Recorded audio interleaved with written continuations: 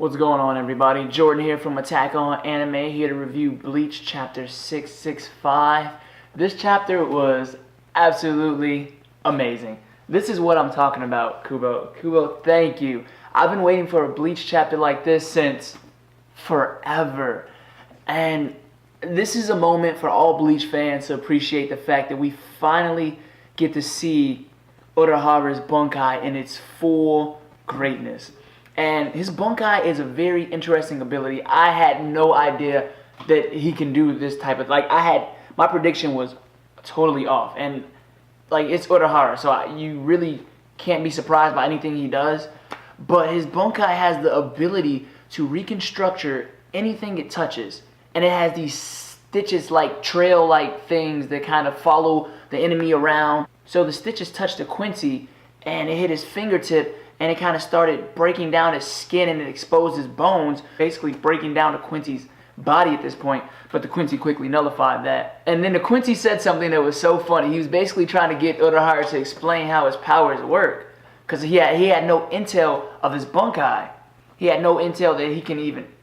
There was no intel that Urahara even had a Bankai at this point. In typical stories, you know, the bad guy or the good guy always reveals their powers to the enemy, because I guess they get too cocky and they assume they're going to win. And I'm so glad Urahara was smart enough not to reveal all the details to this Quincy, and he just kind of gave him Urahara-like comment. Oh, wow. And I just thought that line was great because it's so realistic, because why would you tell the enemy what your powers are? I never understood that in all of comics, anime, storytelling, anything. They always reveal their powers, and they always reveal the loophole, the trump card to the enemy.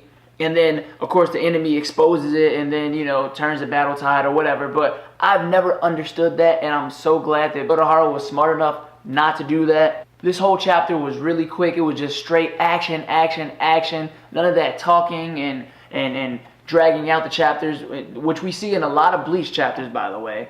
And they just got to the point.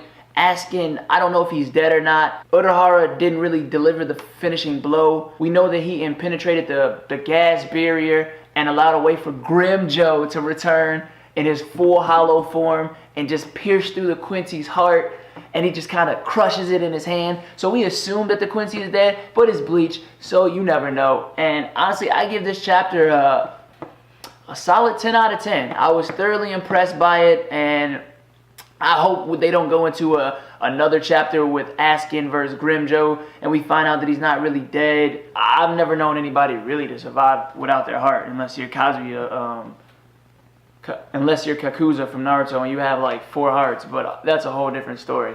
But yeah, this chapter was really good. I'm surprised by it.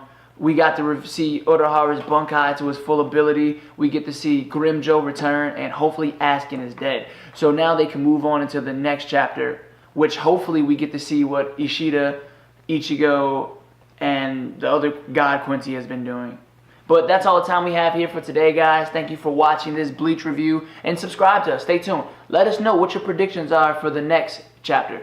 Do you think Askin is really dead at this point? Do you think we're going to move on to the next fight?